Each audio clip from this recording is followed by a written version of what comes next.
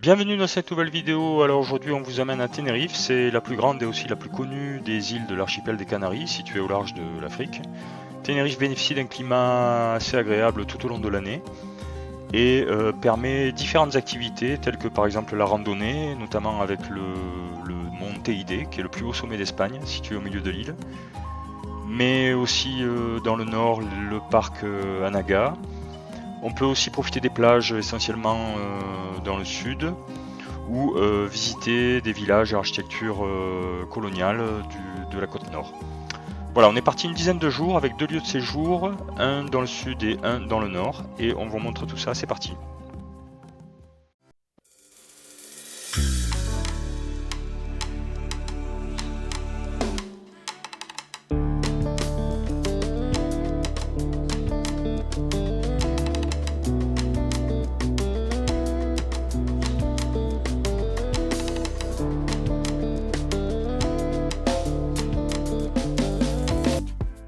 Quelques jours après notre arrivée, nous avons effectué la randonnée qui consiste à monter au sommet du TID, en fait juste un petit peu en dessous, à 3550 mètres. C'est une randonnée d'un peu plus de 8 km pour environ 1500 mètres de dénivelé, dont la moitié dans le dernier tiers, ce qui en fait la difficulté. On a fait tout ça et maintenant on attaque les choses sérieuses. Va falloir monter tout ça. Au fur et à mesure de la montée, on découvre des points de vue vraiment extraordinaires à 360 degrés sur toute l'île et même plus loin, l'océan, et en fonction des nuages, on peut même apercevoir les îles autour. C'est vraiment une randonnée qu'on vous recommande, on vous met pas mal de liens en description. Assurez-vous simplement d'avoir une bonne météo, les vêtements adaptés et surtout beaucoup d'eau car l'air est très sec. Une chose importante, si vous faites la rando l'après-midi et que vous souhaitez redescendre en téléphérique, pensez à bien vérifier l'heure du dernier trajet.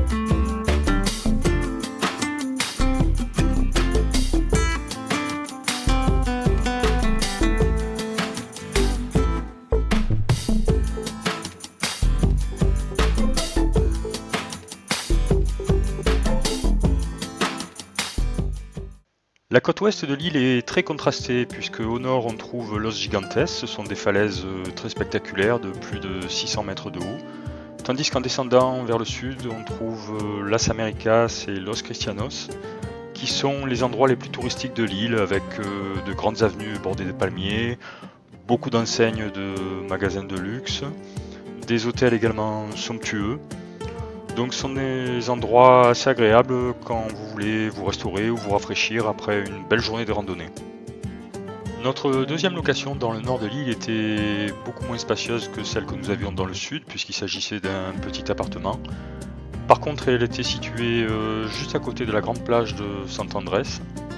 Dans le nord de l'île, il y a pas mal de choses à faire ou à voir. Bon, nous avions 5 jours sur place, donc il a fallu faire des choix. Nous, par exemple, on a bien apprécié la visite de San Cristobal de la Laguna, une petite ville très agréable, notamment grâce aux nombreuses zones piétonnes qui permettent de flâner dans les commerces, de prendre un café, tout ça sans bruit, c'est vraiment agréable.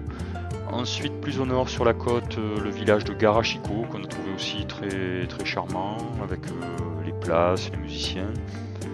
Ensuite, plus important cette fois-ci, la ville de Puerto de la Cruz. Donc une grosse ville, mais avec des beaux points de vue depuis les falaises notamment. Au passage également la visite du jardin botanique de la Orotava, avec de belles espèces d'arbres. Et pour terminer, on a fait également une petite randonnée, pas très longue, mais avec des beaux points de vue, qui se situait à Beniro, un village vraiment isolé au bout du monde, sur une côte vraiment sauvage. Donc c'était vraiment une belle petite rando.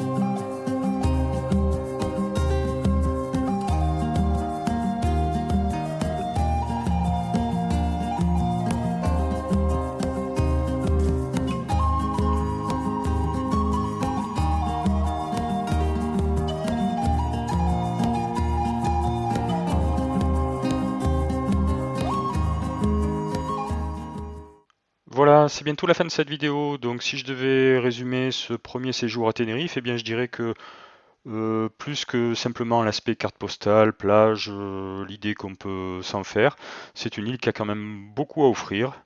Alors comme d'habitude, je vous dis à la prochaine, n'oubliez pas de laisser des commentaires et surtout abonnez-vous. Allez, à bientôt!